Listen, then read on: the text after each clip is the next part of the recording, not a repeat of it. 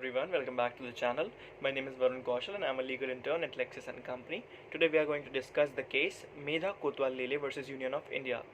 So first, the facts of the research problem were the existing case arose when Medha Kotwal Lele, the facilitator of Alochna, a center for documentation and examination of women and other women's rights organizations, among others, filed an appeal with the court, citing numerous instances of inappropriate behavior and claiming that the Vishaka directives were not being effectively implemented. The candidate said that despite the regulations, women were nevertheless harassed at work because the Vishaka guidelines were being broken in both content and spirit by state officials who harass women employees through legal and illegal ways, making them to suffer and insulting their nobility. Medha Kotwal wrote a letter in which she detailed several incidents of sexual harassment and expressed her dissatisfaction with the Vishaka guidelines implementation. By converting the letter into a writ petition, the Supreme Court tried to monitor the use of Vishaka guidelines across the country by directing state governments to produce affirmations highlighting the steps they took to implement the Vishaka guidelines.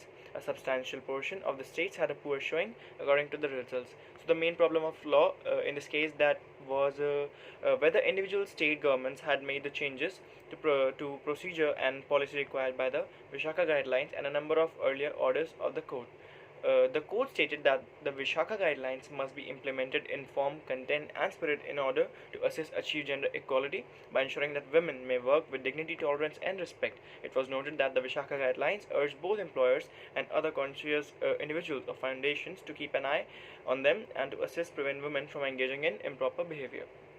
The court referred to its prior findings on January 17, 2006 that the Vishaka guidelines had not been properly implemented by various Indian states and departments, as well as the course it offered at the time to help with improved coordination and implementation.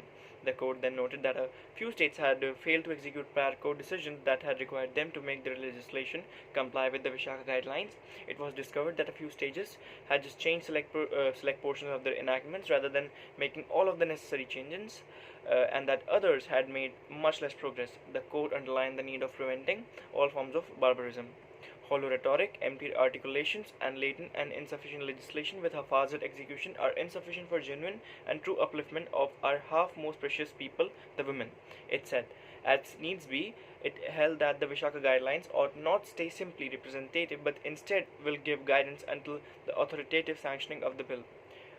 On analysis and interpretation of the case, it says the court in Medha not only reiterates the precedent Vishaka versus State of Rajasthan, it actually recognizes the possibility of litigation seeking implementation of judicial decisions. In the words of Colin Gonsalves, founder of HRLN, though the guidelines were set many years ago, they remain unimplemented. This decision attempts to force implementation and it resurrects the almost forgotten guidelines. In conclusion, sexual harassment created an uneasy and hostile environment for the lady, as well as affecting her work performance. It also had an impact on the social and financial growth, as well as putting them under a lot of physical, emotional, and mental strain. The Vishaka guidelines were established in 1997 by the Supreme Court of India in the Vishaka judgment. Employees have a legal right to a safe work environment, but sexual harassment is a serious violation of that right. As a result, employers and organizations bear the primary responsibility for eliminating sexual harassment in all structures within their workplace. The POSH Act is effective in providing women with a safe and secure working environment, both physically and virtually. If the recommendations in the guidelines are implemented, it may result in a better implementation of the Act, which will go a long way toward protecting women's workplace rights. The fundamental shift in association work to a work from home model has a number of drawbacks, one of which is the risk of sexual abuse. With the rise of virtual working, all of an organization's representatives are in close proximity. This increases the use of online correspondence, whether the formal or informal purposes.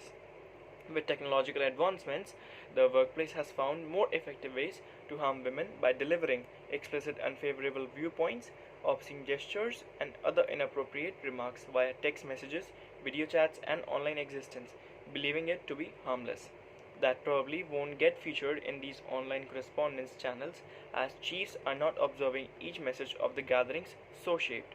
Many women are facing this new type of harassment as a result of the pandemic. They feel uncomfortable when their employer inquires about their personal life, such as what they are wearing after hours and uninvited calls in the middle of the night, or pressure to attend after hours Zoom parties on a full body visual. In general, women are unclear what constitutes harassment in virtual employment and whether or not they may raise their voice. This is why many angry women internalize their rage and fear, which can lead to physical sickness, poor performance, and anxiety. That's it for today's video. Thank you for watching. If you guys have any questions regarding the video, please do ask in the comment section, and don't forget to like, share, and subscribe our channel LEXCLIQ.